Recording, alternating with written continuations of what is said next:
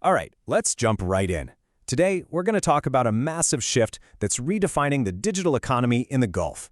The topic? Data residency. And look, I know that might sound like a boring back-office IT thing, but it has absolutely rocketed into the boardroom. Why? Because it now decides who gets to win in the region's most valuable markets. I want you to focus on one word here: filter. That single idea changes literally everything for any tech business looking at the GCC.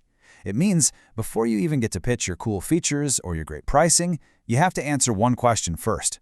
Does your data architecture meet the local rules? If not, you're filtered out. It's the new cost of admission. And yeah, this is a huge flip. For years, these rules about where data lives were just a pain, a legal hassle, a box-ticking exercise you had to get through. But today, in places like Saudi Arabia and the UAE, these rules are the #1 thing driving business strategy. We're talking everything from who you partner with to how you design your actual product. And if you want to see just how big this shift is, well, follow the money. We're talking a projected $3.1 billion being poured into GCC data centers before 2027. Now, that's not just regular market growth, no way. It is a direct reaction to these tough data sovereignty laws. This whole infrastructure boom is happening for one reason: the market is demanding that data be hosted locally, period.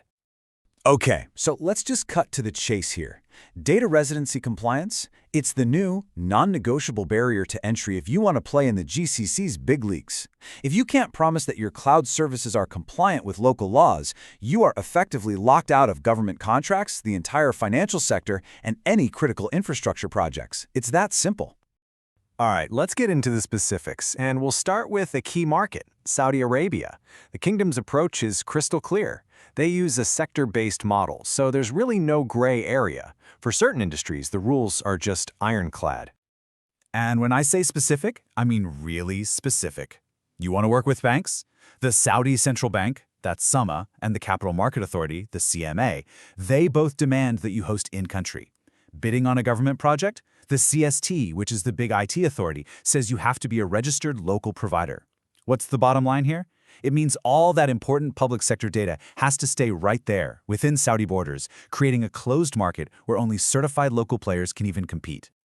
Okay, so now let's hop over to the UAE, because they're doing things a bit differently. They're taking a slightly more nuanced approach, especially when you look at new stuff like emerging tech.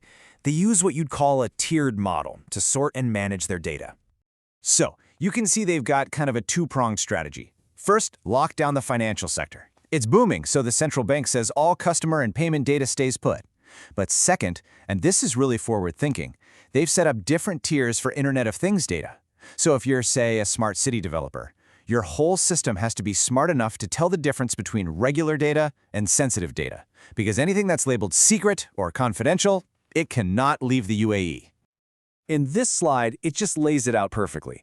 On one hand, you've got Saudi Arabia's strict sector-by-sector lockdown, which means you need the right paperwork for each industry just to get in the door.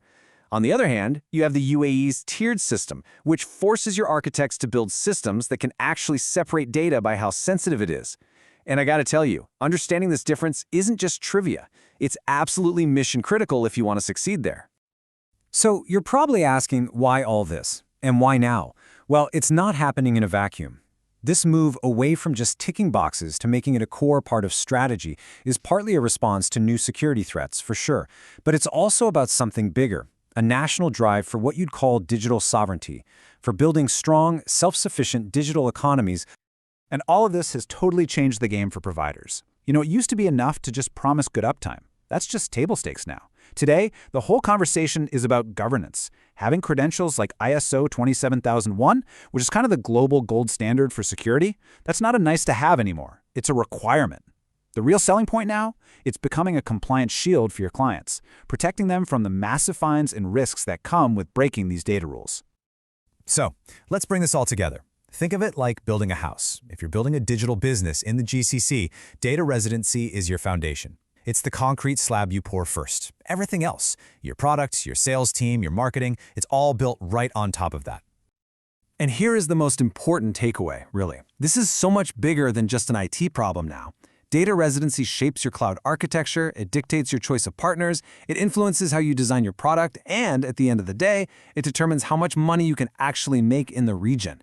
Get that foundation right, and you're set for growth. Get it wrong, and, well, you might not even get in the game. So that really just leaves us with one final thing for you to think about as you plan your own strategy for this incredibly dynamic market. Take a hard look at your tech, your team, and your partners, and ask yourselves this one simple question. Is your architecture really built on the right foundation to win in the GCC?